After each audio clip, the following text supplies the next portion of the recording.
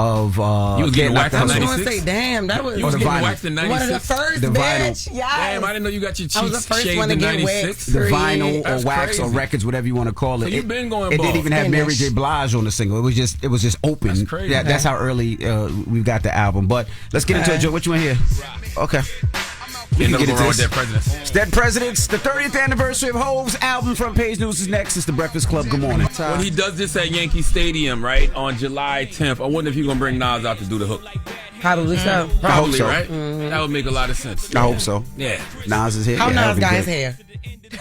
Nas got a Nas got his season. hair? He got a He low got- season. yeah, he got a low cut. haircut. He got low cut. Yeah. Okay, Nas all right. got low cut. Just making sure. All right, morning, everybody. We are the Breakfast Club. Let's get in some front page news. All right, we're going to start off with FIFA. Switzerland beat Canada 2-1. Bosnia beat Qatar 3-1. Brazil beat Scotland 3-0. Mexico beat Czechia. Yeah! Period. Stop playing. Yes. We got home late last night and my husband was very much watching, period. You should And get him we a won. jersey. That'd be a good gift. Yeah, it would be. A All Mexican right. soccer jersey.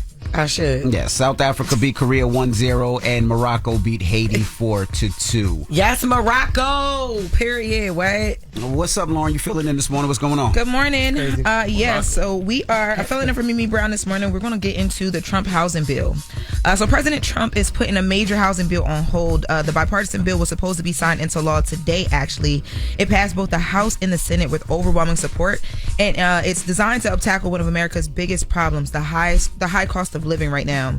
The legislation would encourage more home building, making it easy for some families to become homeowners, and includes provisions aimed at limiting a big wall investors from buying up too many single family homes. But at the last minute, of course, Donald Trump came in and he canceled the signing ceremony, saying he won't sign the bill until Congress passes his separate elections bill known as the Save America Act. So let's take a listen to Senator Elizabeth Warnock reacting to President Trump's decision. The bill has passed the Senate by a huge majority. It's passed the House by a huge majority. And about 2 minutes ago, we were all supposed to be down in the rotunda while Donald Trump signed it into law. But Trump has now said, nope, he's not going to do that. You know what that says to me? It says to me that Donald Trump just doesn't care about the cost squeeze on American families. This is the guy who said affordability is a made-up word that Democrats came up with. Affordability is a hoax. He said about inflation, he loves the inflation. Yeah, he does. He doesn't care about high prices for millions of people across this country. What he does care about is Donald Trump and nothing else. And that's what today's cancellation of the signing ceremony is all about. Elizabeth Warren is absolutely right. Donald Trump does not give a damn about you and your cost of living, okay? He does not want to put more money in your pocket. He could care less if you die. Nothing, right? But nothing's ever changed. It's not like he's ever done. What do you mean? He's not like he's ever cared. It's the No, same but he thing lied- that we've but been he- saying over and over and But over again. he lied to the American people and He campaigned did. on things like affordability, and he said he won the election because of one word, groceries, and he's going to bring your cost of living down on day one. And, the other part that she's not saying, he wants that Save America Act passed so they can try to rig the midterms in 2026. Yep. But you know what will actually save America? If Americans get more money in their pocket.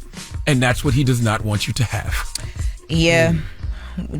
Well, in other news, still government related, the SNAP court decision. So there's a federal judge that has blocked the Trump administration's plan to stop some people on food stamps, going into what he doesn't care about still, from using their SNAP benefits to buy things like soda and candy. So the administration had given more than 20 states permission to start banning certain foods and drinks.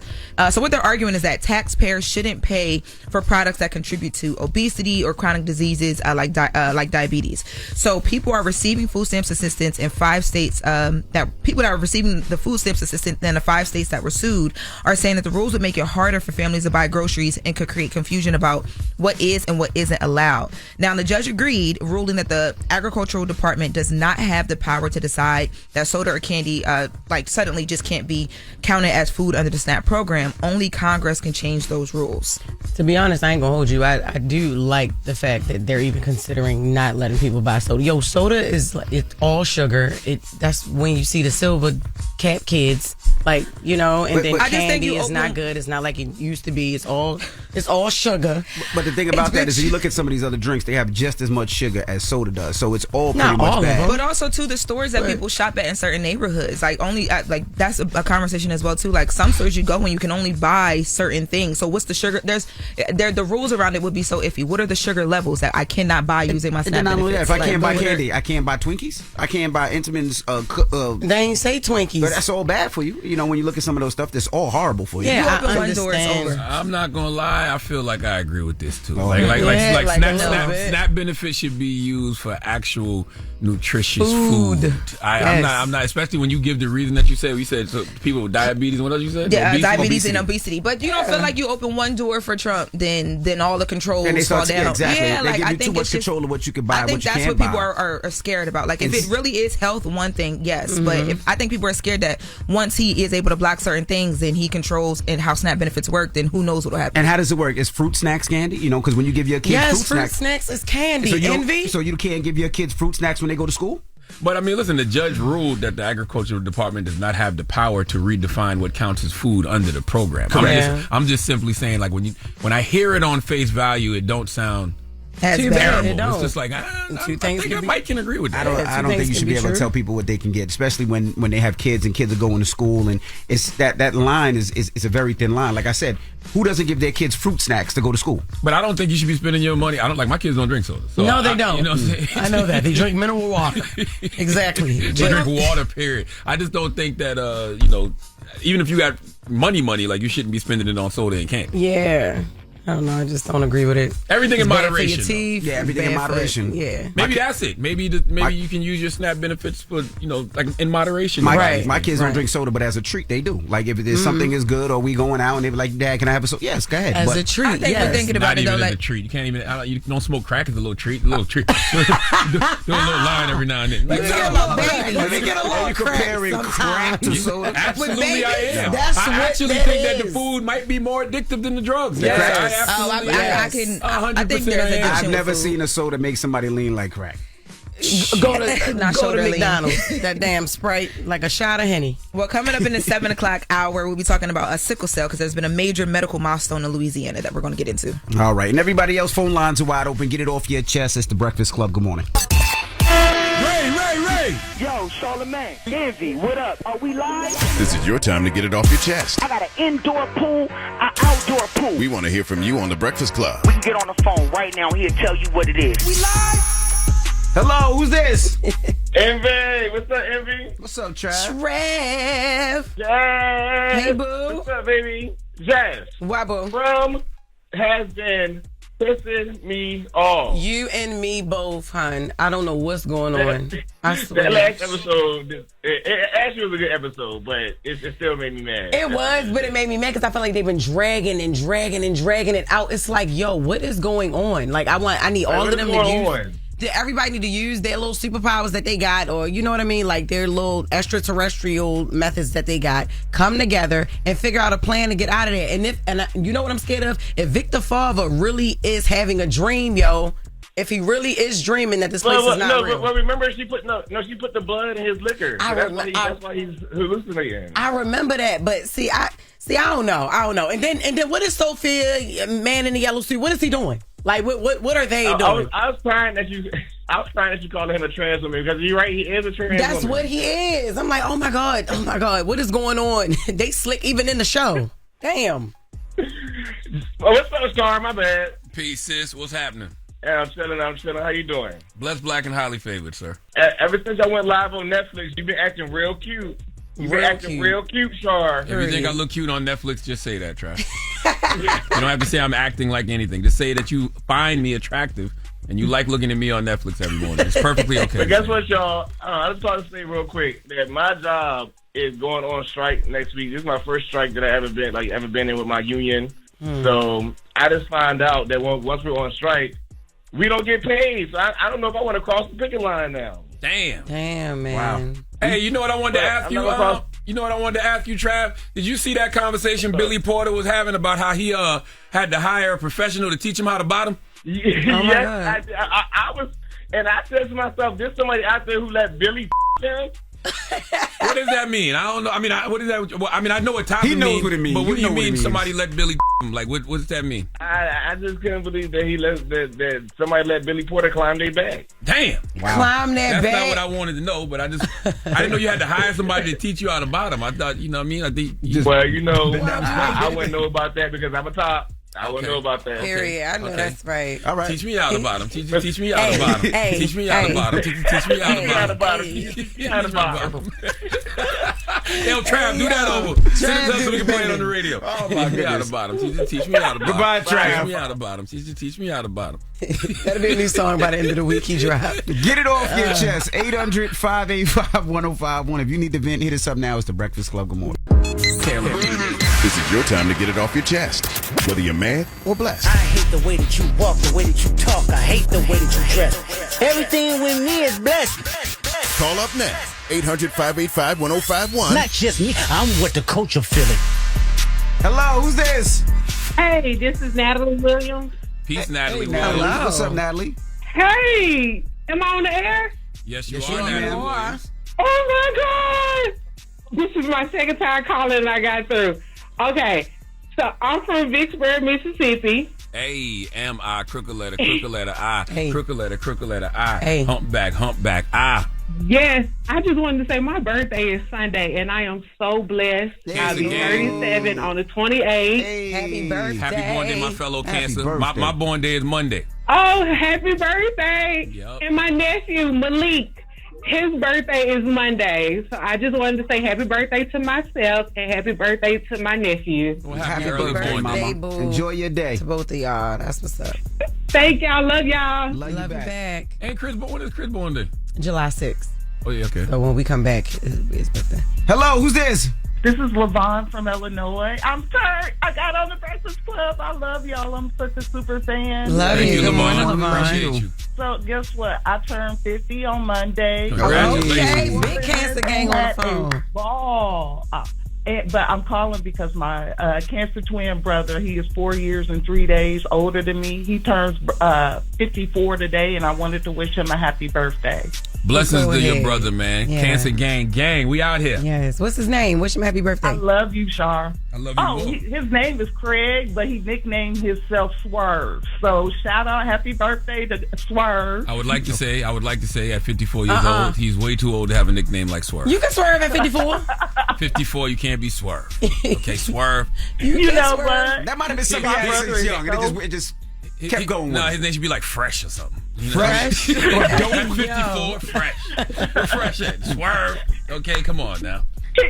My brother is so straight laced. Like, we are a military family. My oldest brother Scott went to the Army. I did my basic training in Fort Jack, South Carolina. Hey, super So for Fort him to Jackson.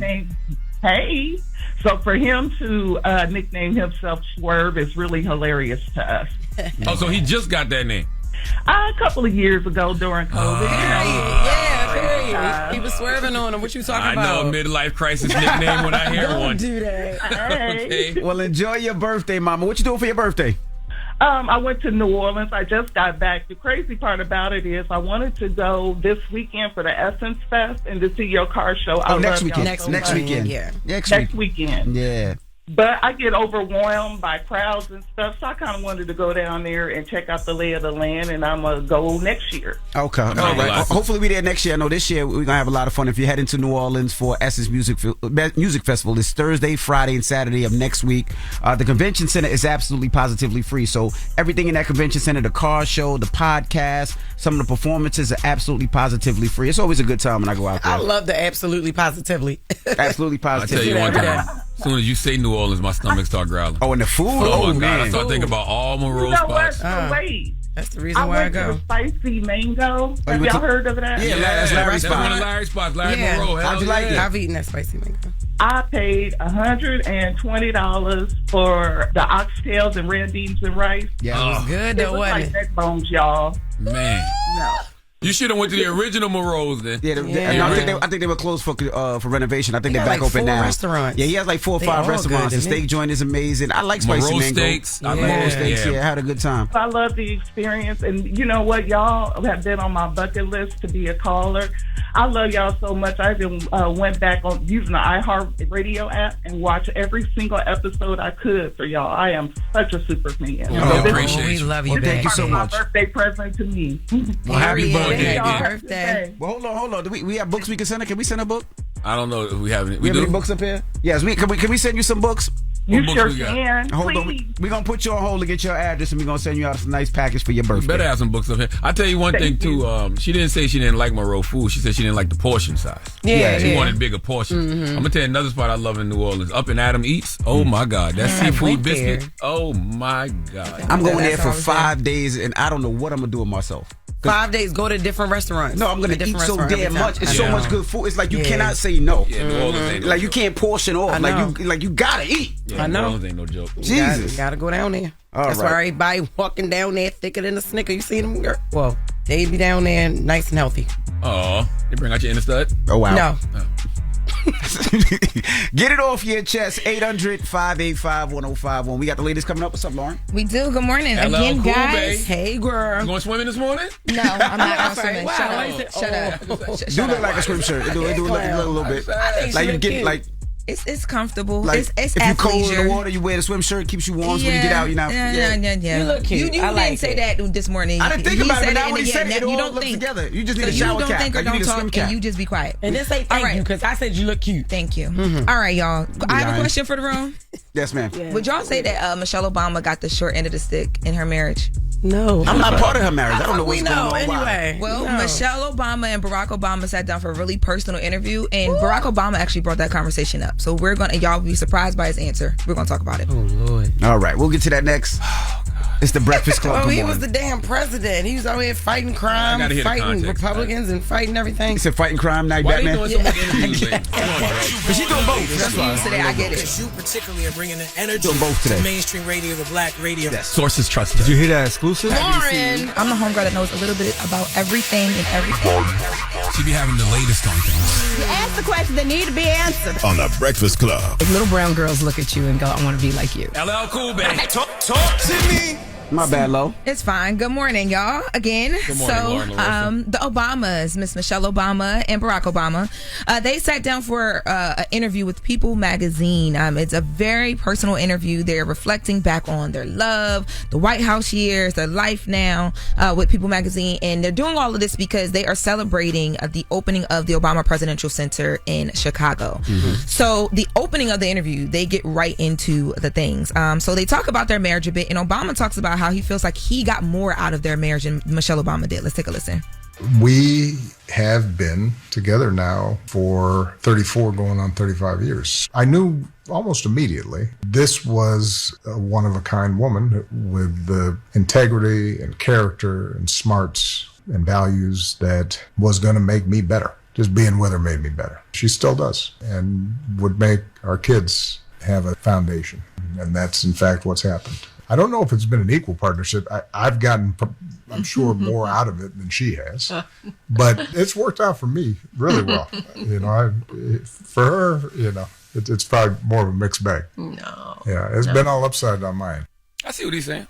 Is marriage always an equal partnership, though? What do you mean? Like, in marriage, do you always feel like it's an equal partnership, or are there times where, like, one person is like, the partnership is heavier on one person than the other? Well, it depends because I think what he's explaining is the things that we don't see, right? Like, the confidence somebody like Michelle probably instilled in him, the sense of self-worth that somebody like Michelle probably instilled in him, just knowing that this woman who he clearly loves and adores has his back, gives him the confidence to be who he is. But there's times where I'm sure she had to give up a lot to support him. You know what I mean? She had to give up her life, had to give up things that she wanted to do to make sure she supported him. And I think that happens in most marriages. Well, she and Michelle Obama, she then responds to kind of how she feels like, what he says in this interview. Let's take a listen to Michelle Obama's response to Obama's marriage We answer. are each other's counterbalance. I mean, the truth is that I probably would have been someone who stayed more put. I think I would have had a beautiful life here, but I think it would have been smaller. What she's saying is I'm the crazy one. No, I'm not saying that at all. I'm just saying that you provide the forward push that sometimes some of us don't have. It's been good for me to be a little shaken a bit to be pushed to do more than what I thought I could do. See, I love that because they're not talking about superficial things. Yes. Yeah. They're talking about tangibles that they both have internally. Barack Obama was also on all of the smoke. He was there by himself, though.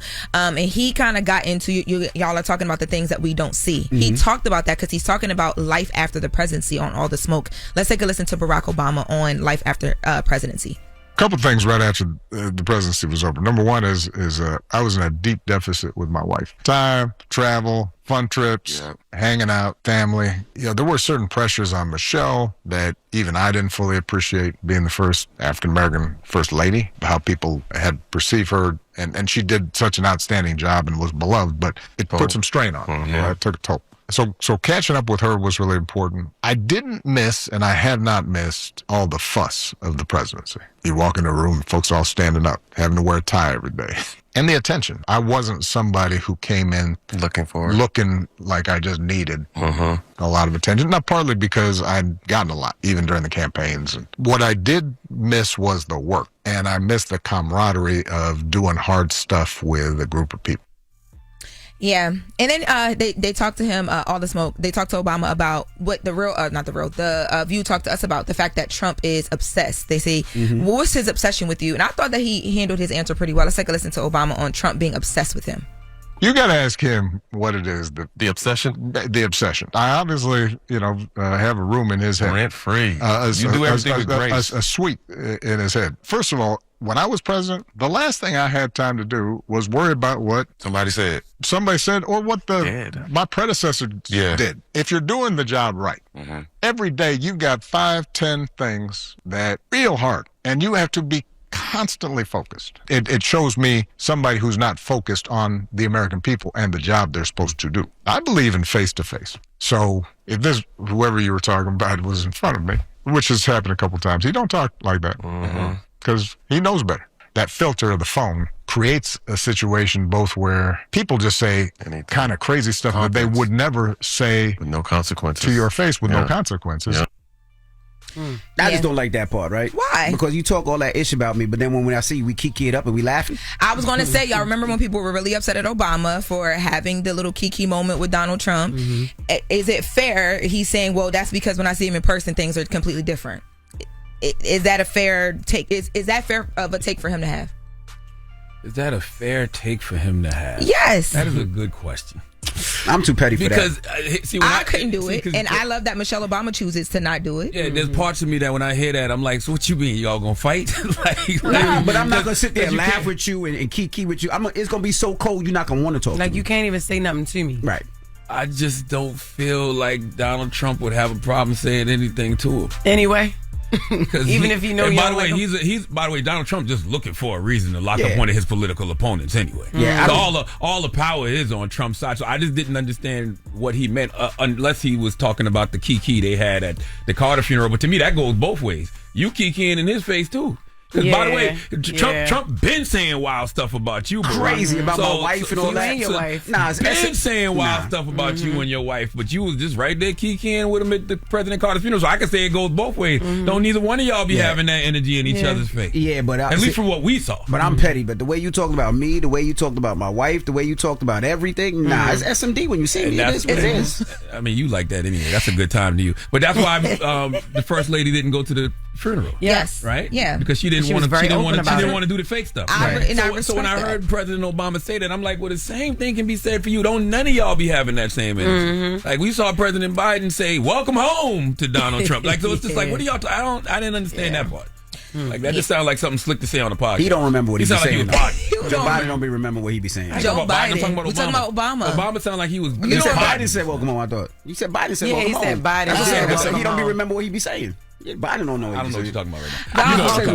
You understand what I'm. I thought I got it, and then he just confused me. He said Biden said welcome home. I said none of them be keeping that same energy when they see each other. But then I went back to Obama and I said, when I see Obama on all the smoke, I get what you're saying. It just sounded like he was podding. Because don't none of them be having that same energy when they see each other. Not yet. I think that's the politics. But I was surprised to hear him say that though, because he got a lot of smoke when he had that little moment with Donald Trump. And to me, it sounded like he was responding to people who had an issue with that. Like, oh well, he don't keep the same energy. So but neither do you. That's what I'm saying. It sounds good on a podcast.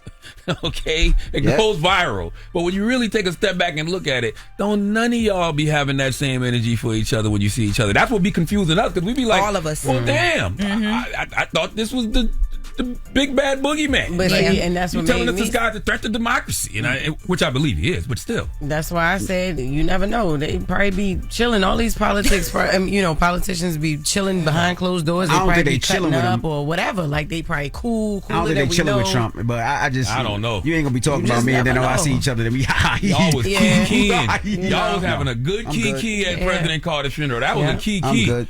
Even Kamala looked back and you stopped talking because you know you ain't have no business talking in that church when you get in trouble. Okay. All right. Well, that is the latest for the hour, guys. And in the next latest, we're gonna be talking about Jay-Z and Reasonable Doubt celebrating 30 years. There's a lot going down here in the city of New York, but there's a bigger conversation about one of the greatest songs of 2026, and should Jay-Z be on that list? So we'll get into it. All right. And when we come back, we got front page news. So don't move. It's the Breakfast Club. Good morning. Yeah. You try to say I don't know nothing. I can't. This is my song. I can't just rap.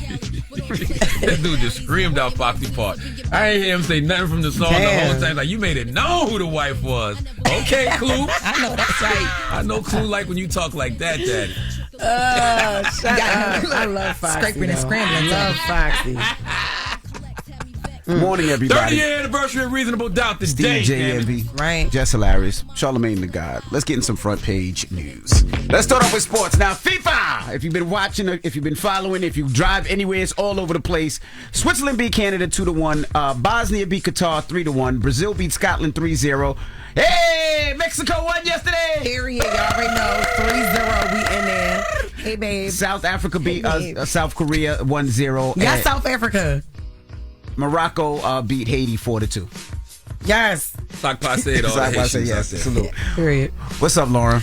All right, y'all. Filling in for Mimi. Yes, filling in for Mimi Brown. So we're going to talk about sickle cell because there is reportedly a cure.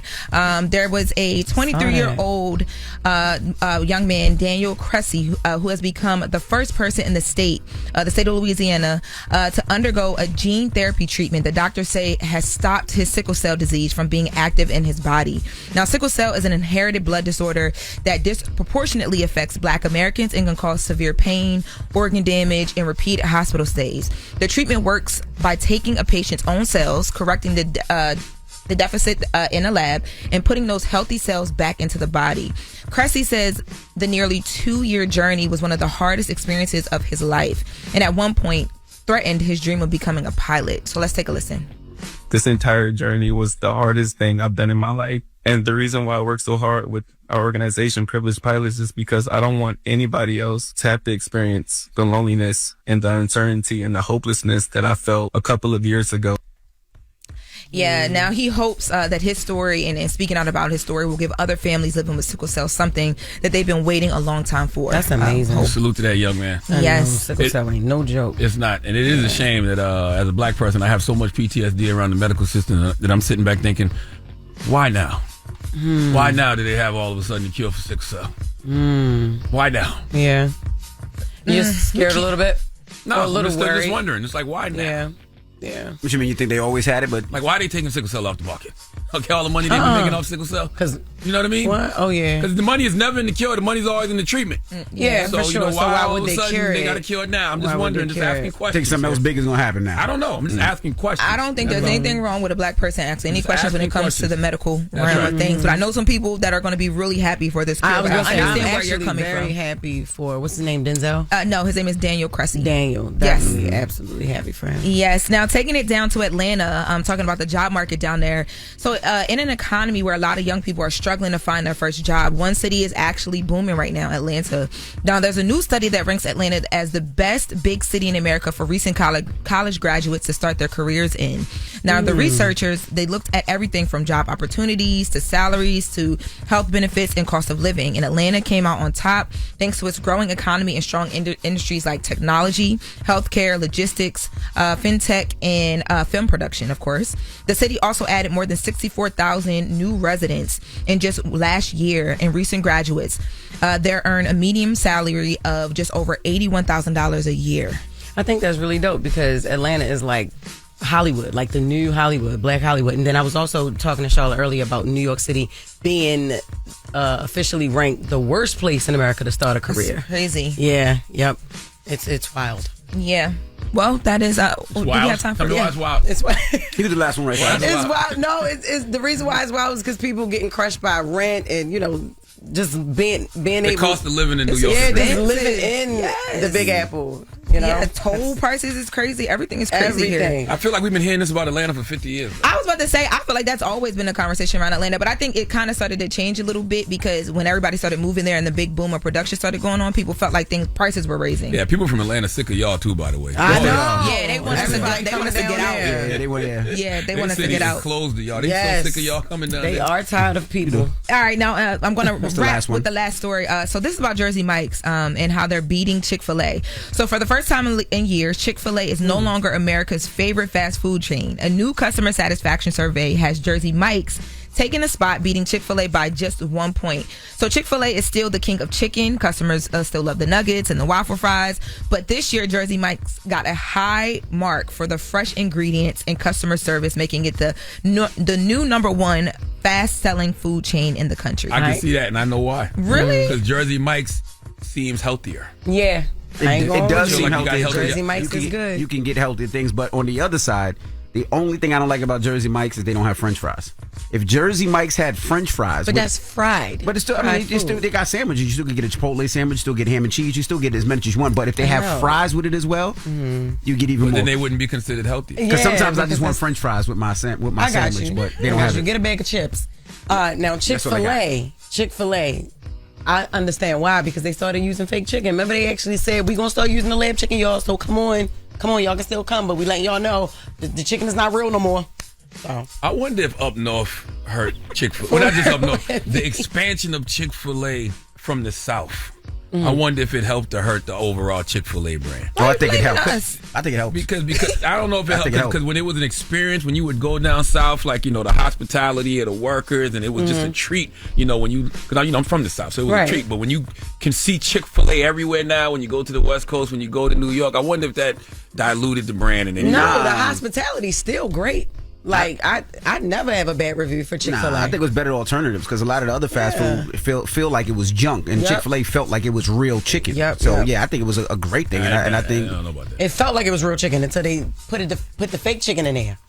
I still like But at Chick-fil-A. least they told us. They said the key factors that drove the change were freshness and variety, perceived value, and brand consistency. So not the extension, but we gotta wrap up the hour. I know. All right. But Jersey Mike's don't blame is good, us, though. So shout out Charlamagne. to Jersey Mike's. All right, now when we come back, we got y'all. Those are good spots. New documentary, Declarations, Black Americans in the Revolutionary War. You gonna ask me and then keep talking? Well, who to guess? I wasn't here. That's what I'm asking you. Dr. Sesha So, Moon. what you say? Just call it Dr. Moon. No, Dr. Moon. Dr. Sesha. all over the place. Dr. Sesha Joy Moon. That's my peoples right there. Stacey Holman, Maya Tepler, and Alphonso David. They have a new documentary called Declarations, Black Americans in the Revolutionary War. It premieres on PBS this Monday at 10 p.m. And for anybody who's a history buff and you care about things like the Declaration of Independence, you'll want to listen to this conversation. All right, we'll get to that next. It's The Breakfast Club. Good morning. Yes, it's the world's most dangerous morning show, The Breakfast Club. DJ Envy, Jess Hilarious, Charlamagne the God. Envy is not here, but Loren LoRosa is, and we got some special guests here. They have a new documentary, Declarations, Black Americans in the Revolutionary War. Sesha Joy Moon is here. Good morning. And it's Sesha. Sesha, I'm sorry. Sesha Joy Moon. Director Stacey Holman and producer Maya Tepler.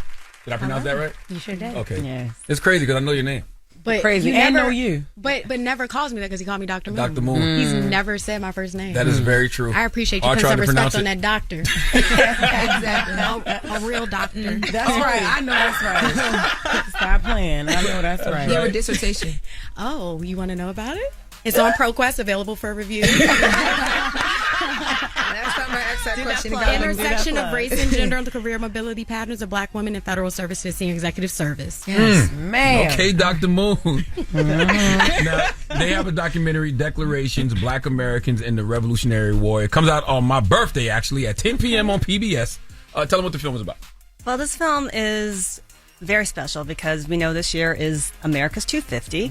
However, we are looking at through the lens of enslaved when we meet them and eventually freed Black men and women who are exercising those tenets of equality, life, liberty, and the pursuit of happiness.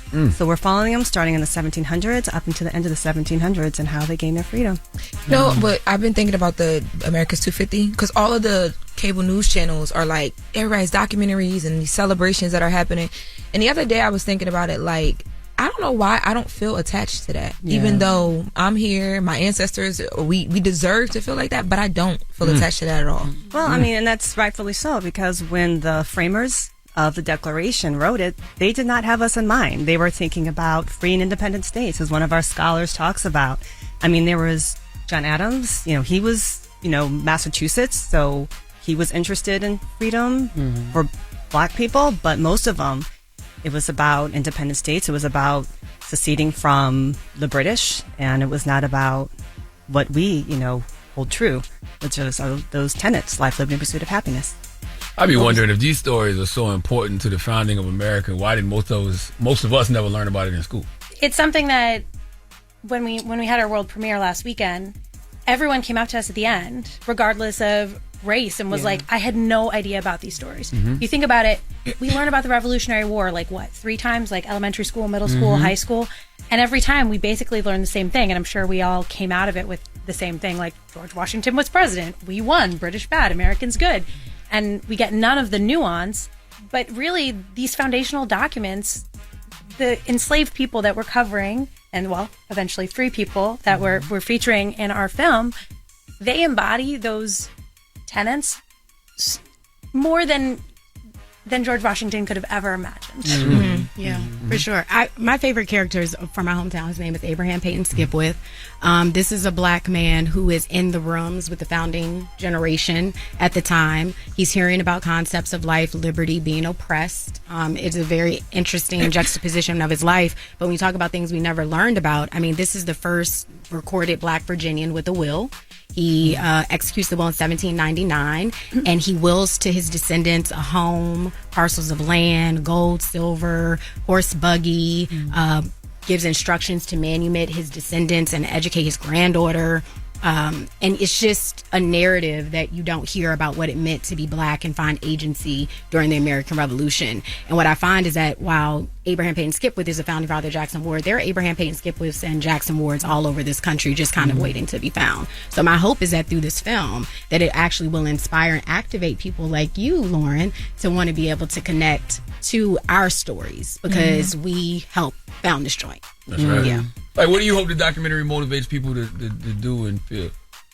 I want people just to know that, first of all, Black folks were active. They had agency in the 1700s. I want them to understand and know that this document still holds true. At least those parts of it is very contentious as you read the latter part of it.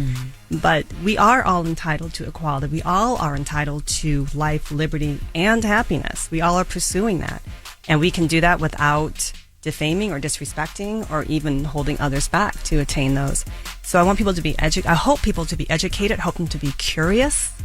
I hope them to be excited and understand that this is our country. When I say our, I mean Black people. I mean all people of color. And Can I add one thing? I also hope that people walk away understanding the importance of public media. Yes. This is a local story that is now being engaged at a national level.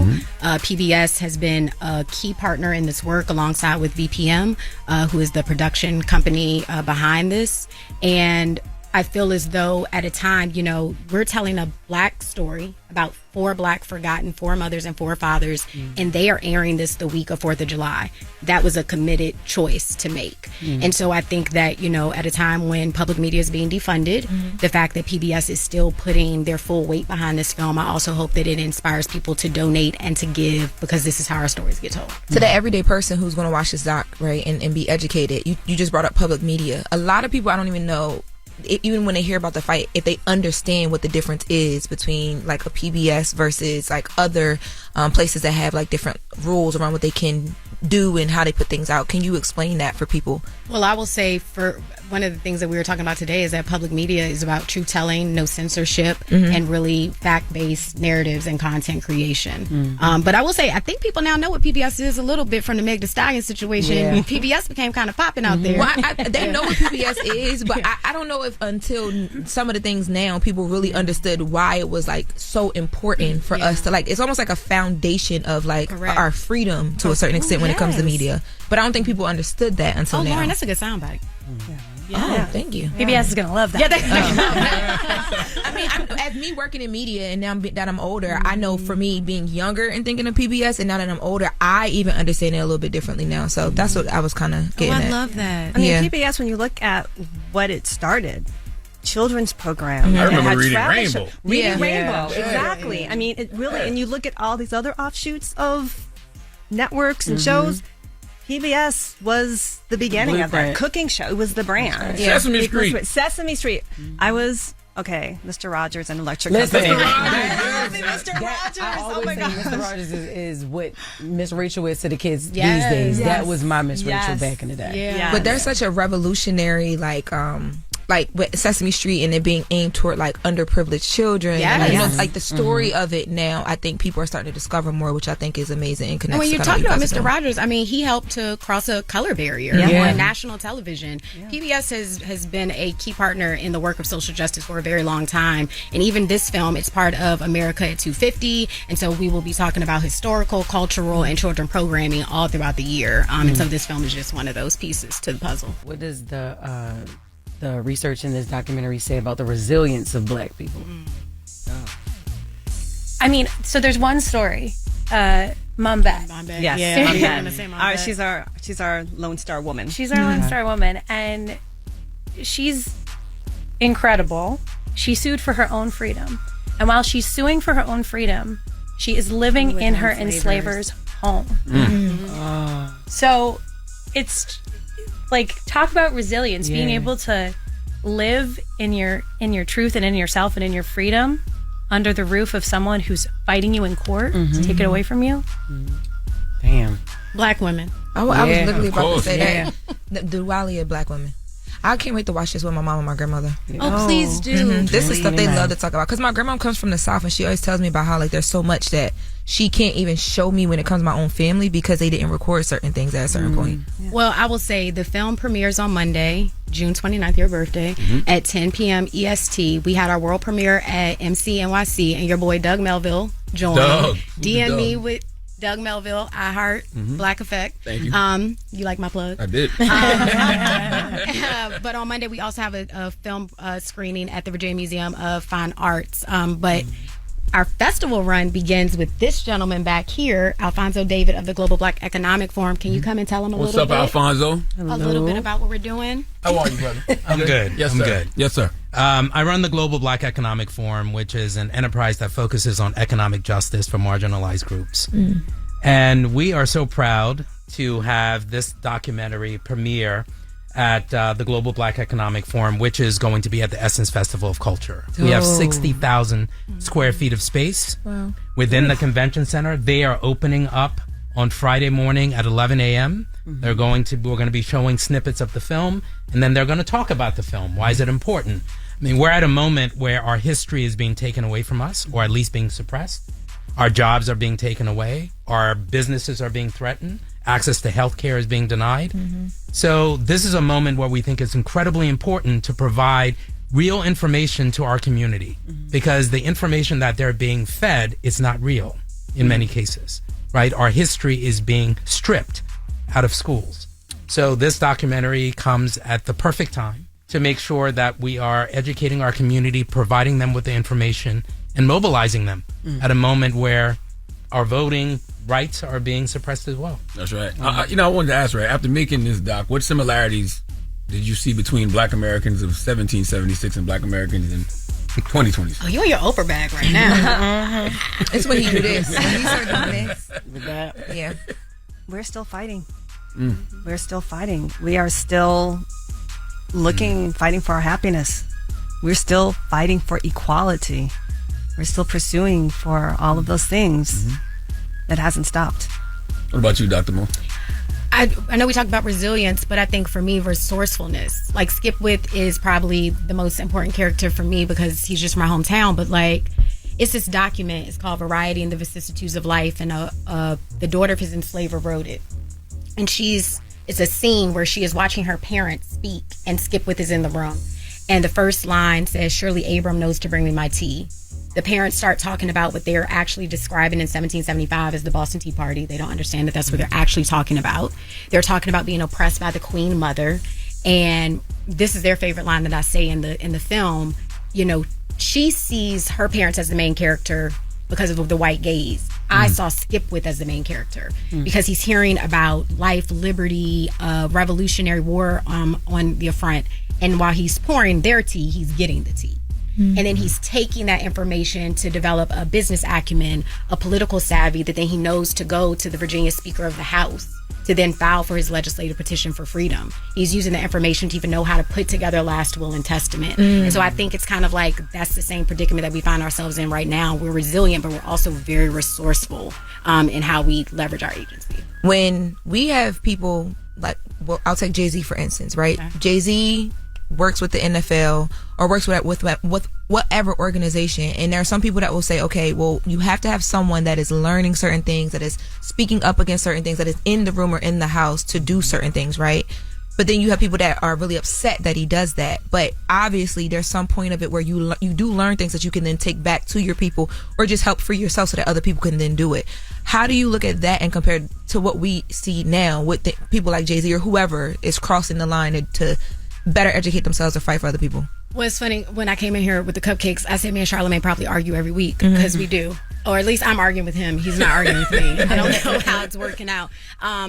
But most of our conversations, I always say it's a both and. You know, like I'm doing this documentary and I guess you could say I'm a social justice advocate in certain ways, but it's a both and. My day job is I'm a cabinet secretary for a governor. Learning the roles and the rules so that we know how to navigate them so that we can actually achieve a more perfect union. And so I don't think that it's one or the other. I think that that's the approach in my practice on how I do this work. And I think that's how the film has gone about it. And even in this moment right now, I mean, we are all accomplished women, but we're going to Essence. We're at the Breakfast Club. We're trying to make history cool. You kind of have to live at that intersection right now to be able to get the best of both worlds, to be able to achieve liberty at the end of the day. I think you have to be in the room to know the playbook, right? You need to know the blueprint, and we need someone in the room. So I think as people are maybe mad about it, at the same time, look who's performing at the halftime show, Kendrick Lamar. Now, if he were not part of it, would Kendrick Lamar be there? Nope. You know, with all the controversia of Bad Bunny, would he be there? So I think we can get so narrow in our vision. We have to look and see the full view of things and see that this is going to pay off in the long run. And I guess I'm a person who benefits from people who do that. Like, I learn from those situations, and I think, like, I feel very lucky to have the opportunity to learn. And I think that's what's exciting about this film, is it gives people who might not otherwise know and might not even be interested the opportunity to learn. And I mean, I say learn and I sound like a kindergarten teacher, but it's like, it's cool. It's cool history. History can be cool. Like I was telling these ladies earlier, I was like, I'm just a dorky documentary filmmaker. I can't believe I get to come here and talk about it. But that's because of what you're talking about people who open the door, about people who allow, who open the space and let people in with embrace. Why did y'all feel AI was necessary to tell a more complete story? Well, I'm not, respect to recreations, I'm not a big recreation fan. And, you know, there's obviously some incredible animators. However, we had the opportunity to work with a fine artist, and we wanted to continue to use his style throughout. And also, too, it helped with the budget, you know, full transparency, you know, PBS. I think PBS, you know. So it was a tool that we used creatively, but also helped us with our budget. I think it makes sense, especially when you're dealing with historical figures or like fictional characters. The only problem I have with AI is with actual real things going on now. Yeah. Like, but for history, it's just like, yeah, I need that visual kind of to connect the dots. And this is PBS's first time doing it. Yeah, I mean, to this degree. They did one other project, but this is the first one, and they have a whole, I mean, to PBS's credit, we went through the ringer. We went through the ringer. But they have a whole document that explains the process. We had historian Stephen Seals, who's also historical interpreter, look at all of the visuals to make sure that everything was historically accurate. How do you balance historical accuracy with the need to make history feel alive? I guess for the new audience. Well, I think one thing important that we're dealing with this particular subject matter is the materials don't exist. There aren't the portraits, there aren't the paintings. We had to come up with some way to do it, whether it be animation or AI animation or recreations. And so, I think, and we had a lot of discussions in the beginning because the depictions of Black people at the time were offensive. Like, how do we breathe life into this in a way that feels honest but also beautiful and agency? So, I think we did do that, and I think in terms of balancing history with a reimagining is you have to do PBS. The bar for research is high, very high. Accuracy. It's very high, and we've both worked for many different networks, and I can say it drove me crazy. But the rigor with which we had to, show our historical foundation for everything we did, it's unparalleled. But can I say one thing about that? Me and my sister are subjects in the film, and when I saw the AI creation of Skipwith, I was boohooing in the theater because we talked about his will, but like one of my favorite parts of his will is that he told one of his sons, take 10 of my suits. And I was like, hold on, 10 of your suits? Wow. It's $17.99. You got more than 10 suits? And there's an image of him standing in front of his home, and he just looks like he has pride, like he has freedom, and that he has his own agency. And I appreciate seeing that on film because I didn't have to imagine it. Mm-hmm. They gave me something to be able to act, to react to. But I will say one thing about Skipwith's story that is so disheartening, and the film goes through this. This man had this will. He had very explicit instructions for his family. Home stays in the family's custody for over 100 years. Passed his hands to another family. And then because of Interstate 95, the home is removed from the community because the highway goes right through the nation's first historically registered Black urban neighborhood. And they moved the home to a former tobacco plantation belonging to the Confederate Army. And so part of the film is also recreating and reestablishing that historic site. And so the AI, what I love that Stacey and Maya did was it's so many mediums within the film. You have research, you have primary artifacts, you have AI, you have a live accounting of a research project for reparations. And so I think, and you have interviews. I mean, you just have so many mediums of content. So that we hope that all audiences can kind of walk away and feel like it's an enjoyable viewing experience. I know I did. I hope so. Yeah, you did great. I guess we can end with, what's the biggest lie Americans tell themselves about the Revolutionary War that you hope this documentary, dispels? Can I chime in? Yeah. For me, it's not about the Revolutionary War. It's just about the founding of the country and that we were here. We were a part of it. We were active architects in our own right. It was a secession document. That's what it was. Yeah. Not a freedom, but a secession.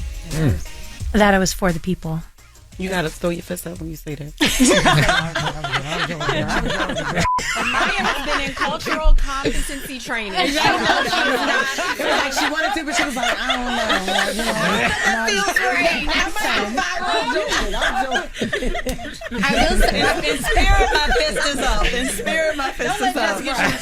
Well, before I came on, a friend said, you have an opportunity to go viral in a very bad way. I see you being careful with the whole interview. I know. She took the hair behind the ear and paused for a second. I'm like, I know. Every time Charlamagne asks a question, she like. I appreciate it. I really do.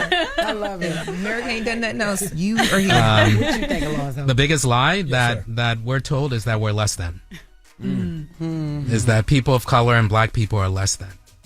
That's what we are trained and told over and over and over again.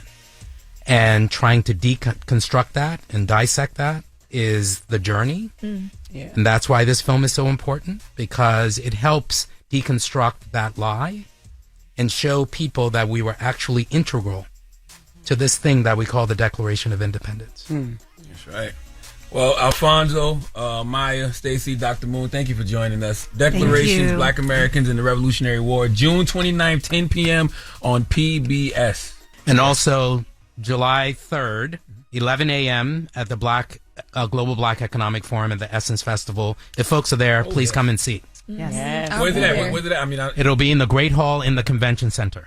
All right. Hall in the Convention Center. All right, it's the Breakfast Club. That is a fact that Mexicans like Converse, bro. I've never heard that before.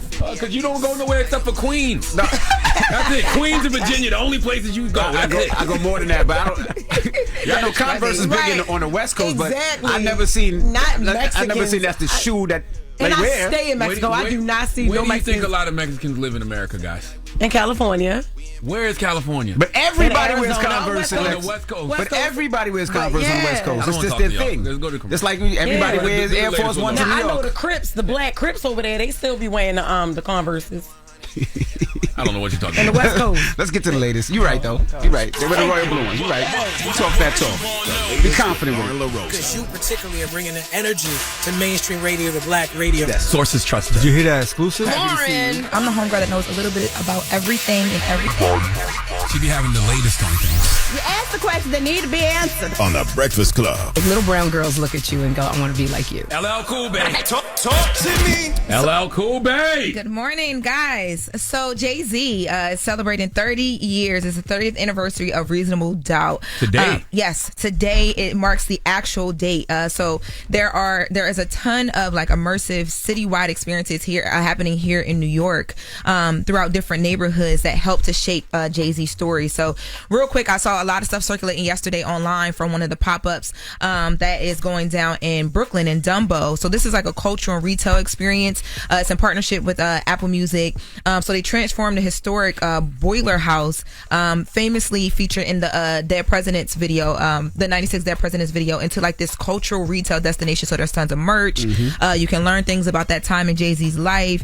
The huge installations, photo installations that are taking place as well too. And then they also have a something that they're doing with Bowery Station on the Lower East Side here in New York, where they have trains set up where they're walking you through how it was in 96 when Jay-Z dropped Reasonable Doubt.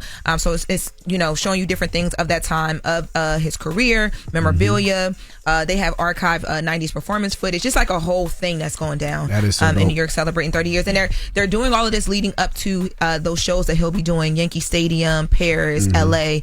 So it's a part of that rollout. That's dope. I'm excited. You remember where you were when you first heard Hove's album? Yeah, when I first actually listened to Reasonable Doubt, I was coming back from Myrtle Beach, South Carolina with my guy Boobie, because I was not into Reasonable Doubt at all. Because I was like a Mobb Deep, Wu-Tang, Goody Mob, Outkast type of guy, and I never liked. I just felt like he represented like the materialistic aspect of hip hop, but that's because I never really listened to him. Yeah. And then when Boobie finally made me listen to that album, I was like, oh, how busy he got. Yeah, and I was on my way to Hampton University. Actually, I was driving down to Hampton, 6.5 hour drive, and that was the album that we had on. And I just remember, of course, we all seen Hove when growing up in New York. You would see him out and about, and you know some of the stuff that he did previously when he used to rap fast and all that. But we just knew that this was a game changer, and because of this album, he is my favorite. He's the GOAT rapper to me.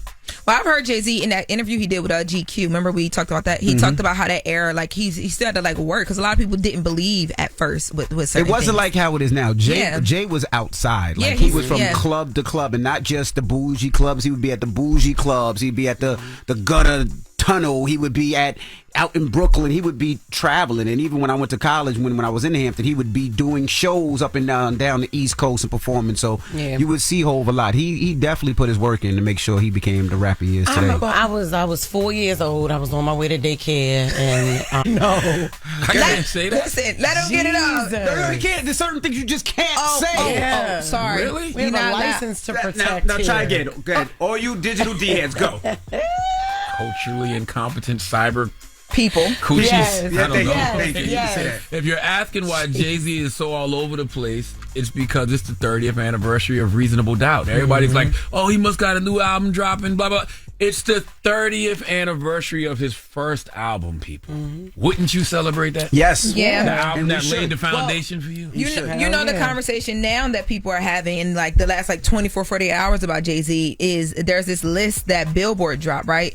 So this list is marking the 50 best songs of 2026 so far, and it's picked by the editorial staff, and Jay-Z's Roots Picnic song is on that list as number 7, the Roots Picnic freestyle, not a song, and people are confused And why it's top, it's there. It's top 50 songs of all genres. So yes, it goes. It's popular music. So it's rap, it's country, some R&B is on there, some pop music is on there. But they say that this is they take a look at the songs that have like become new on the charts or that have dominated charts, but also things that have caused conversation. Hasn't even been on the charts. Also, that has caused conversation outside of the charts. Now, when it comes to Jay-Z's Roots Picnic, they say he had everyone talking about who dissed and why, about who he dissed and why for like 2 weeks straight, and yet it still seems like only yesterday when he got up on that stage in front of the crowd and showed them who was who and what was what. Meanwhile, then they talk about some of the people that responded. Nicki Minaj, Dame Dash are the only ones to respond in some fashion. So we wait to see if Drake has something to say or will send Jazz back his way. In any event, the rest of this year should be way more interesting thanks to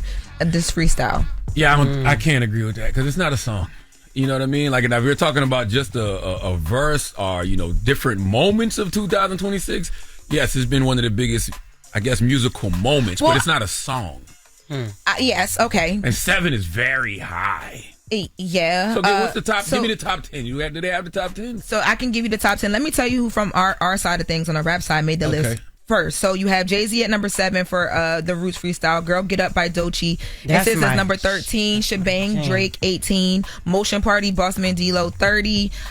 You have Good Flirts, Baby Keem, 36. Young Miami Spend It gotta be on. No, she's not. BBB, Juvenile, Meg Thee Stallion, 43. Runway, Doechii, and Lady Gaga is BBB? 50. Yeah. I like that record. But that song they mentioned how that song put Juvenile back on the charts for all that after all those years. T.I. let them know? T.I. let them know it's not on this. T.I. let them know should be on that. That's crazy. Now this was the first time I will agree with y'all, like how the unks be up here, y'all be screaming at these lists are a little bit like it was to me this list is all over the place. But so number 1 on this list is Olivia Rodrigo, The Cure. Number 2 is Ariana Grande, Hate That I Made You Love Me. Number 3 is Pink Panthers featuring Zara Larsson, Stateside remix. Number 4, Olivia Dean, So Easy to Fall in Love. I love that song. Number 5, Casey Musgraves, Dry Spell. Number 6, Bella K, I Love It, I Love It, I Love It. Number 7, Jay-Z's Roots Picnic Freestyle. So the first hip hop is Jay-Z. Number 8 is Ella Langley, Be Her. Number 9, Bruce Springsteen, Streets of Minneapolis. And number 10 is Taylor Swift, I Knew It, I Knew You. I only know a lot of those artists because of my daughter. But yeah, I can't say that shouldn't be number 7. It's not a song. And then the next, it's not if it was a song. Maybe if they said musical they need to title moments, the list differently then. Because when you look at the description, they're like, Words some of matter. these things made Billboard. Yes. Some of these things caused conversation. I think that's why they put the freestyle here. But yes. it definitely caused the most conversation. That is for sure. But for any song that came out, but it's not a song. It's not a song. That's why moment, that's why I can't put it on there. Yeah. Moment, freestyle. Girl Get I listen to that probably like 4 to 5 times a week. Like what? Girl Get Up. Doechii's Girl Get Up. Doechii and SZA. Oh, that jam is. I wonder if that's what you. I guess I wonder if when you look at music now, is it more about moments than the actual music? Because the songs and stuff have to cause conversation, right? I think so, but I think, like, for instance, with But the moment is gone, though, right? Because after you hear that freestyle, you talk about it for the last 2 weeks. It's not on the charts. But people haven't stopped. That's why I said it's not a. That's not a song. No, yeah, because there's the replay value isn't happening, right? But I think the moment is still kind of still here a little bit. But there. We gotta go though. But it's not a song. We're rapping. And then the next later, speaking of moments, A$AP Rocky has the Navy hissed at him, so we'll talk about the moment that caused that. It's also crazy. There's nothing from J. Cole on there either. God damn, that fall off really might have fell off. Yeah, I was gonna say he named it that, and then look, damn. Why would you even do that? All right, well, who you give your donkey to, man? 4 after the hour, there's a woman named Marie Nicole, and she was giving her donkey to all her students in her classroom. We'll discuss. Wow. All right. We'll get to that next. It's the Breakfast Club. Good morning. And Jess Fix My Mess, 800-585-1051. Get on the lines right now. It's the Breakfast Club. Good morning.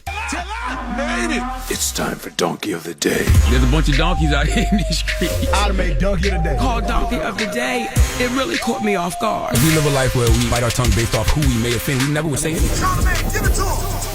Give it to him. You are a donkey. That is why Charlamagne is here.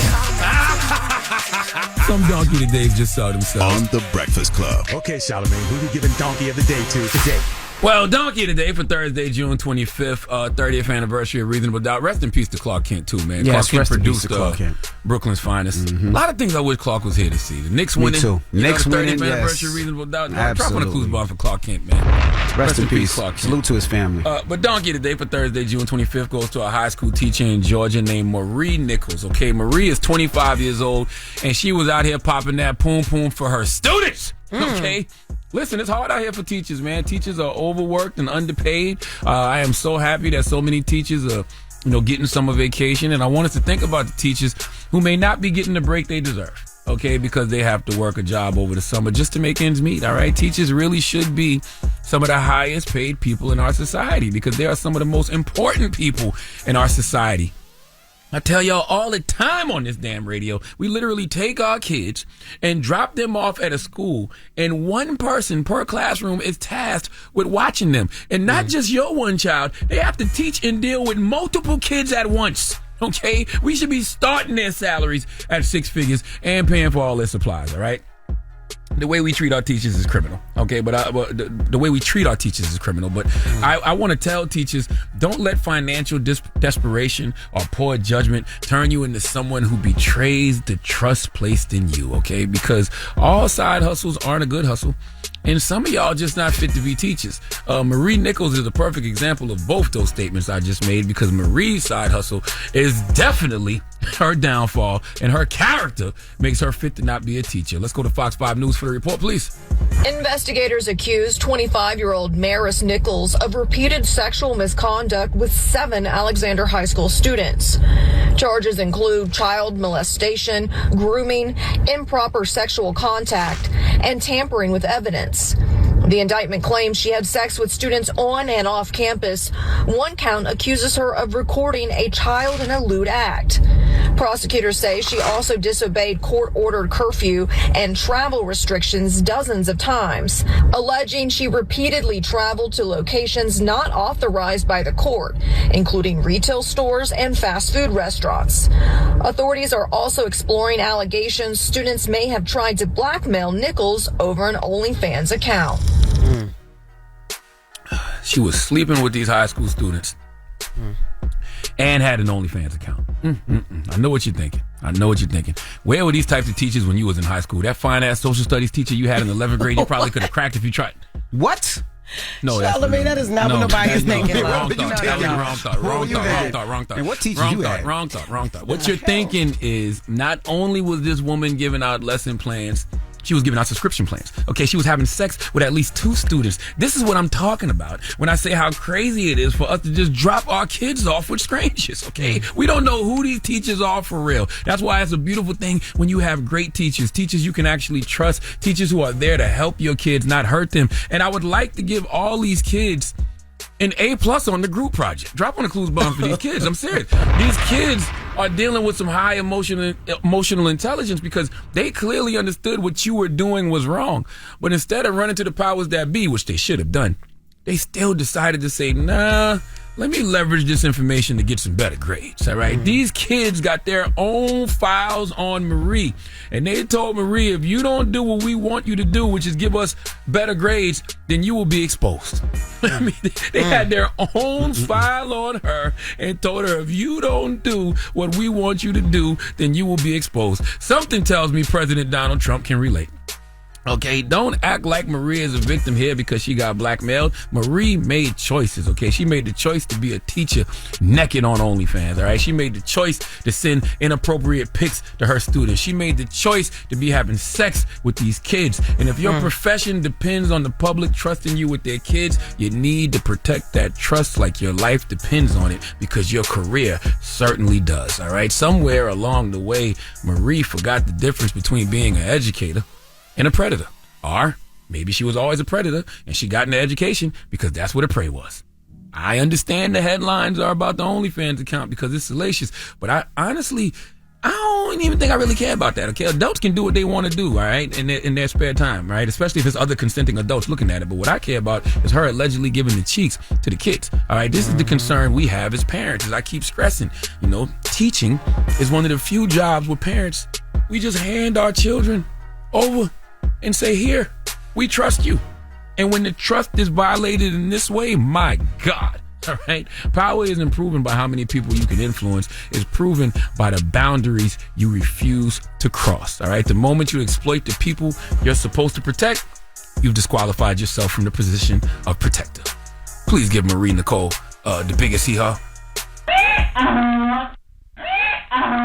It is some crazy people on this planet. Yeah, you hear me? It is.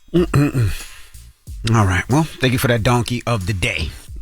Now, when we come back, Jess Fix My Mess. 800-585-1051. If you need relationship advice or any type of advice, you can call her right now. Again, 1-800. Even if you are in a relationship with your teacher and you busting it open.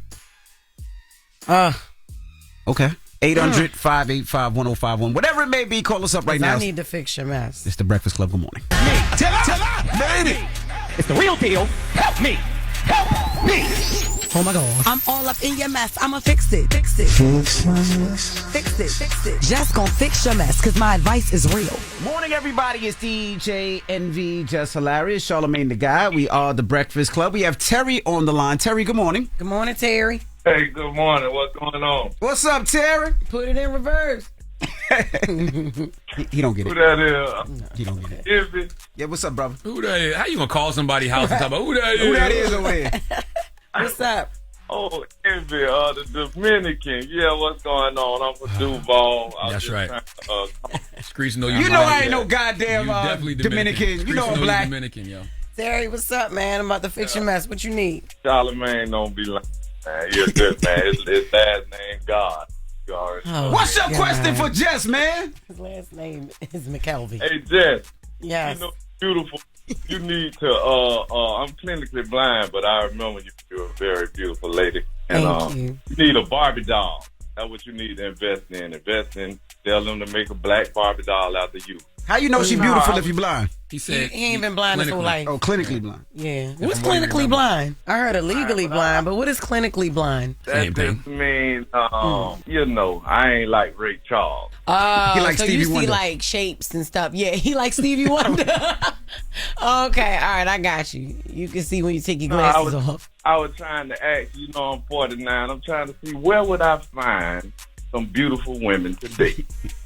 Oh, it all depends on what's beautiful to you. I mean, you gotta go for what's on the inside.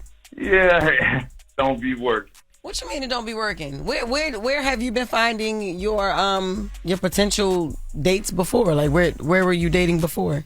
I used to date on the street, in the club, you know. Okay. It's different like that, but you know, I'm getting older, so I ain't trying to find no little dots like that. Yeah, you know what we need to bring back, and I was just talking about this, and I actually did this event a few times in Baltimore over the years, a speed dating event. We need like speed dating events. For real. We need that. Yeah, you know, we do. I'm still, yeah. And, but it's I'm telling you right now, it's gonna be hard to find women these days. It's hard dating. The dating pool is full of ish and piss. You know what I mean? It's too contaminated these days. So it's gonna be harder.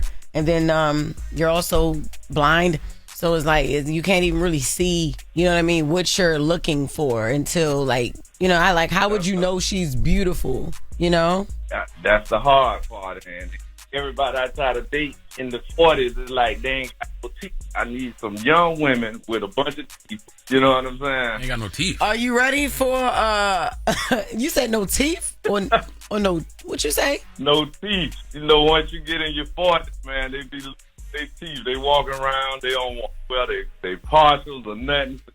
Hell no, people lose teeth at 40? No, that's not usually what happens. I mean, I know sometimes. He's from Jacksonville. Oh, okay. Because I'm like, damn, I ain't know they lose them that early. 40 is not old. Yeah, Duval sent me a video yesterday because he was out in the streets in Jacksonville. And said, yeah. Oh, man. Yeah. Okay, so the side tooths be missing early down there. That's the whole world, man. The whole world losing your teeth. How are you, Charlamagne? about 47, 46. I'll be 48 on Monday. I'm 47. I'll be 48 Monday. Yeah, he's 47 now. So that's about the only reason you still got teeth. Cause what? I said, he a billionaire. That's the only reason. I ain't no goddamn billionaire. No, he ain't. Don't be spreading that lie in the hood of Jacksonville now. And they still the same teeth he had before. Trust me, no. But he just takes care of himself. I don't know how people are out here losing teeth at 40. That's crazy. But either way, sir, it sounds like you're kind of trapped where you are. You got to make it work with what's down there, because you ain't like you can see to go travel and go look for other women. You can't look for other women. So you just got to keep on picking them off and stay in that pool where you at, and need a sidekick or something. Something, yeah. Yes, you do. That's what you need. You need a sidekick, somebody you can trust. Because I don't know, like, if you can, like, feel their face to see if they, fit what you're looking for. I don't know. I do the little Ray Charles, squeeze that wrist. If it's thick, I like it. Oh, okay. All right, yeah. Well, that's what we need. We need to, Duval need to host some speed dating events down in Jacksonville. That's what y'all need to do. Well, you got Duval Day coming up. Good luck, brother. He's bound to find somebody down there. That's actually a great place for you to find a woman. Yeah. Duval got Duval Day coming up. Cool, okay. Don't be grabbing on anybody's wrist. Get your ass laid out. Next Sunday. July 11th. July 11th? Yeah, okay. July 11th. Go out to Duval Day. I know Duval got something for you. Good luck, brother. All right. Y'all be blessed. Have a good day. And Duval Day is very all-inclusive. Like, it'd be a lot of handicapped people out there and disabled people out there. Oh, you know what? Yeah. Okay. Yep. So he can go ahead and find somebody easy. We're in the middle of Jess Fix My Mess, and we got Destiny on the line. Destiny, good morning. Hi. Hey, Hi, Destiny. You okay? Yeah, I'm okay. Sorry. No, you good. I just wanted to make sure. Hi, everybody. Good morning. Okay, so I am just trying to figure out the best way to. My daughter's father just recently came home from jail. Okay. And he spends like no time with my daughter at all. In 2 weeks worth of time, I think she gets probably like 2 or 3 hours. Okay. But he has a girlfriend, and last year they were involved in like a domestic dispute, which he was in violation of probation and he got sent back to jail. Mm-hmm. So right now they have like a no contact order. Okay. But he and the girlfriend. Home, yes. Yep. Okay. Mm-hmm. So since he's home, he still finds time to like spend time with her. And she also has a son who is my daughter's age. So her son is obviously always around. Is that his kid too, or that's just her kid? No. Okay. Just her kid. Okay. Yeah. And then, so like we do have a visitation order where he's supposed to have her every other weekend, as well as pay child support, but he doesn't either. He doesn't pay child support, and he hasn't been getting her on his weekends. Yeah, no. And then if I ask him for like money or something, he tells me like, "Oh, you have to get it through the court," but then he doesn't send anything to the court. Yeah, because he probably doesn't have anything. And then that's the thing, though. As far as not having anything, when the child support order was originally made, it was made like it was made when he was in jail, and he was supposed to pay $24 a week. That was the minimum. But now that he's home, he has two different jobs. $24 a week, so you were supposed to get under $100 a month for this baby. Right. Mm-hmm. How long has it been since he been home? Like, how long? He came home in August. Oh, he been home for almost a year? Yeah. What? He don't have no job. He hasn't seen his kid. When's the last time he saw her? He saw her. Well, he asked to see her on Father's Day weekend. I said no. But he saw her probably like 3 weeks ago. Okay. Why did you say no to Father's Day weekend? Tell me the truth. Because so it was on a Sunday, and normally I work every Sunday. So every single time I work on Sunday, I ask him, "Can you watch her?" He tells me no. But because now it's Father's Day, now all of a sudden you have free time. So no. Probably so. Because it's Father's Day and he wanted to be, okay. And so it's kind of like twofold, because you want him to step up and be a father. He's been home for almost a year. He hasn't honored his weekends. He hasn't honored his end of the bargain, which was put in place by the courts, right? But then on the other hand, when he wants to see her, Father's Day, that just passed not even a week ago, and you're like, no. You know what I mean? So you're kind of keeping it going. You know what I mean? It's like, do you want me to be a father or don't you? Now, this is all not on you. I'm not justifying his ups, because that's what it is. But at the same time, we got to start somewhere with it. You know what I mean? He been home for almost a year, and I'm absolutely disappointed. Don't even know the guy. Don't know the brother, but I'm disappointed in him that he hasn't made an effort to see her more. And he ain't even got to get her every week or every weekend. It's every other weekend. Right. Plus $24 a week. What? You can't go find that somewhere? Yep. You know, and then furthermore, how you supposed to live off of that? The hell? Yeah. But all you can do, if you guys are not in a place where you guys can talk through this, like just talk through it all, and handle things outside of the court, you're gonna have to go back to court, because it seems like he's upset that he was taken to child support while he was incarcerated. It does seem like that. Now, was there a specific reason for that? Was he not doing anything for her when he was home? Because if he was in jail, there's nothing that he could have done for her in jail other than call her. Yeah. No, he just doesn't do anything. Okay. Yeah, okay. And then, so outside of, like, the second part of it was because, so like I said, him and his girlfriend have a no contact order, and my daughter doesn't, like, she always felt like, so she doesn't want to be around him, because I guess one time there was like a altercation in front of her, so she doesn't want to be around her. But he's taken her around her and just told her, like, oh, don't tell your mother. But honestly, listen, if he's not putting her in jeopardy or any harm, then that's something that you can't even control. You understand what I'm saying? Now listen, I'm going to ask you this from woman to woman, then we got to wrap up. Are you, okay, and I want you to be honest with me, because we can't see your face or anything like that. Are you over him? Are you over the relationship part of it? We were together. Yeah, we were together for a really long time. I think I just realized, I mean, when I was younger, it was cute for me to have a boyfriend that was, you know, he was cute, he's attractive, but I think we just, like, went two different directions, and, like, I really just want you to have a relationship with her. That's it. Yeah, okay. All right, well, cool. Because I don't want you to focus too much on his current relationship, because obviously ish ain't going right over there either. They putting their hands on each other, or he's putting his hands on her, whatever, domestic dispute. I don't know what's going on over there, but it's a lot going on over there. Toxicity and dysfunction. However, if he has never put his children in harm's way, you can't control it. You don't stress about things that you can't control. All you can do is continue to be the great mother. And if y'all already have something put in place and in court, that's where you got to fight it. Because like I said, he's still upset that you took him to child support while he was incarcerated. And that's where that comment came from, when you say, yo, can I get some money? Oh yeah, you gonna have to get it from the courts, because that's where you took me when my hands were tied. So, you know, he's just still in his feelings, and then you just want a father for your child. Unfortunately, it's a messy situation, but you're gonna have to go through the courts unless y'all can put y'all feelings aside and talk like two adults to show up and be there for the baby together. Okay. Yeah, well, I'm sorry. Thank you. I know. All right, good luck, mama. Jess Fix My Mess. 800-585-1051. When we come back, we got the latest with Loren. It's The Breakfast Club. Good morning. And if y'all haven't gone out there yet to get my book, So Deaf Do We Parent, make sure you go ahead and get it. It's out everywhere, bookstores, online. It's a co-parenting memoir, and it helps. It's basically, it's a journey, me reflecting on my journey raising my son with his father. And it's good for mending relationships and showing up for parenthood. So, all right, it's The Breakfast Club. Good morning. Good morning, everybody. It's DJ and the Jess Hilarious, Charlamagne the Guy. We are The Breakfast Club. Let's get to the latest with Loren. Great. Loren becoming a straight fact. She gets them from somebody that knows somebody.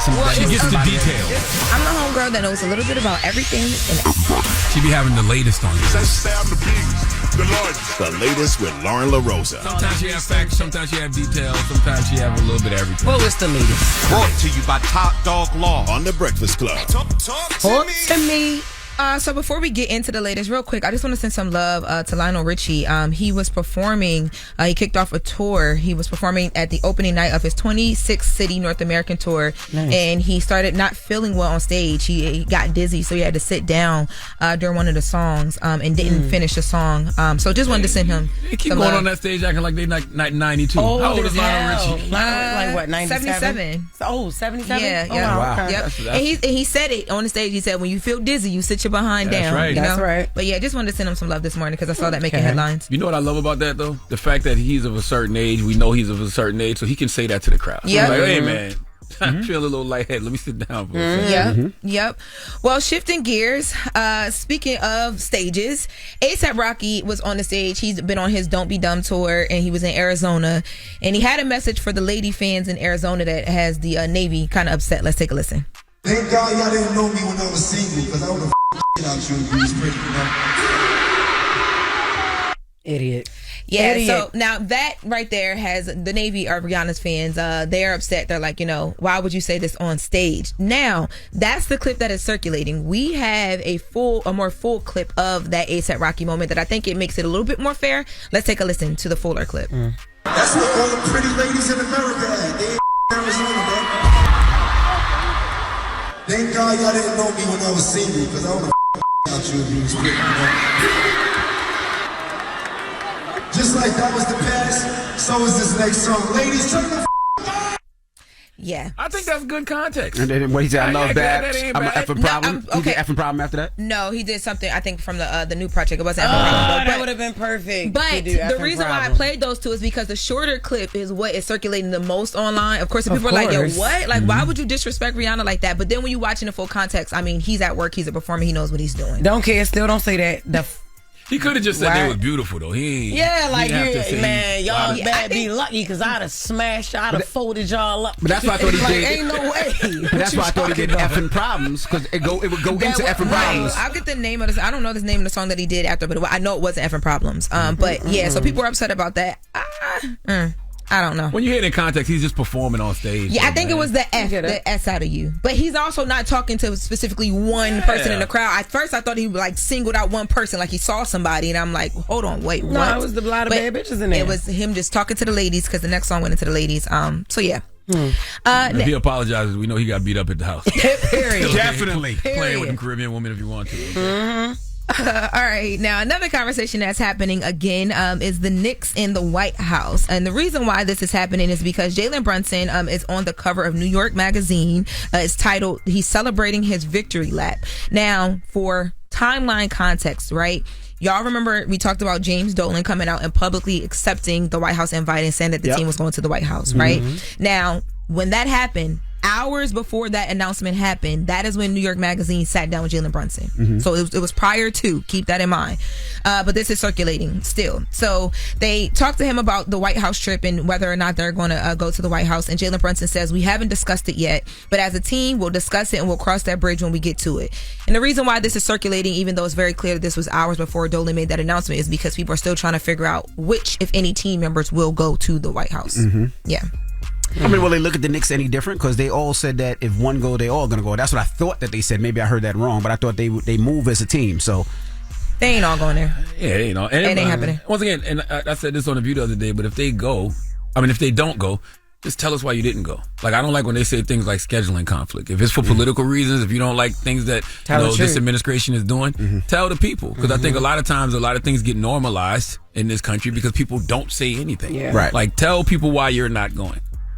Yeah, I agree, but we won't get that either. It'll cause too much conversation. I think right now, after the championship, the business is kicking in. Like it's brand deals, it's commercials, it's magazine features. We're not going to. I know that, but I just wonder if the owner is cool with Donald Trump and he accepts the invitation and he wants his team to go, and the team decides not to go. I wonder what that does for the team. Nothing. The team is fine. Yeah, they got love for Dolan. They move on. Dolan ain't out there playing with them. Yeah, and Dolan is the owner of the team, not the owner of those men. They're not obligated to go to the White House. Yes. But I figure some players will feel like they are obligated to go, right? I don't think so. Maybe not. No, I don't see why not. No. I don't think so. But once again, that's why I want to know the reason. The reason that they're Tell not me going. why you're not going. Because if you got to re-sign to the Knicks, you want to re-sign, and well, I don't know. You're right. Still I don't know. resigning. I'm playing for the city. Yeah, and doing things that make sense. You ain't gonna mess up the team moving that. forward and all that just because they didn't go to the White House. Now, they ain't that crazy. Nah, I hope not. Yeah. Now, lastly, as we wrap the hour, we talked about Big Tigger yesterday, and there's been an update in the case. I just quickly wanted to update. So, yesterday, news broke that Big Tigger was ordered to keep his distance from his wife and his children. So, via court documents, his wife Alicia Brown was granted a temporary protective order on Wednesday from a Fulton County judge.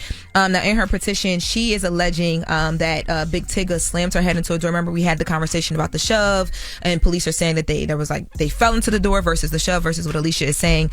Now, Big Tigger posted a statement yesterday, and he says that he unequivocally denies every allegation that has been made against him. And he talks about how for the past 30 years, he's built his life around relationships and community.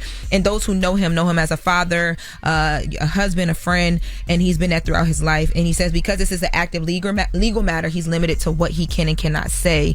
But what he can say is that he has confidence in that the facts will come out through the legal process. So he's going to continue to cooperate fully and trust that, everything will come to light. So there we are with that.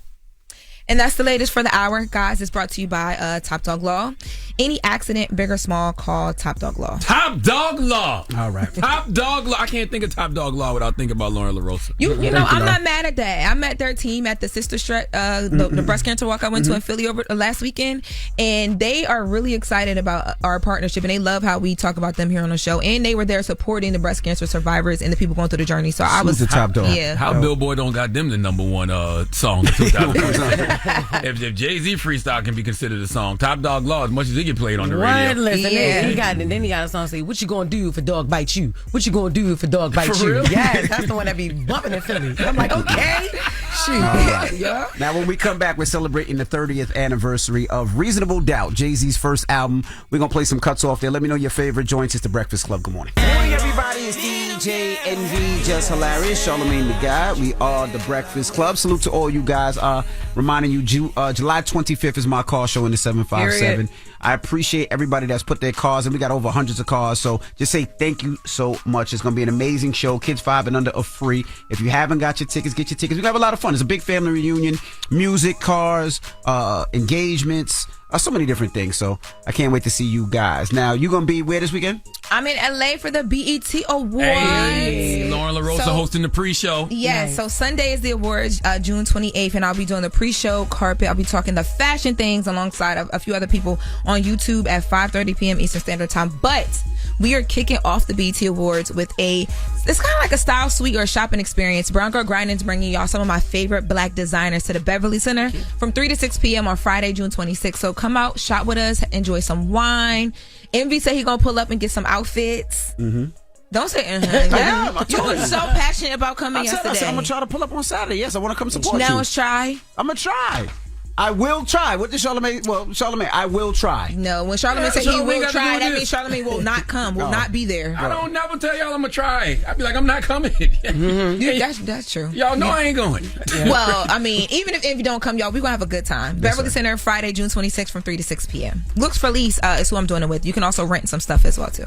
Rent clothes. Yeah, because that explains it. Now we know why you be.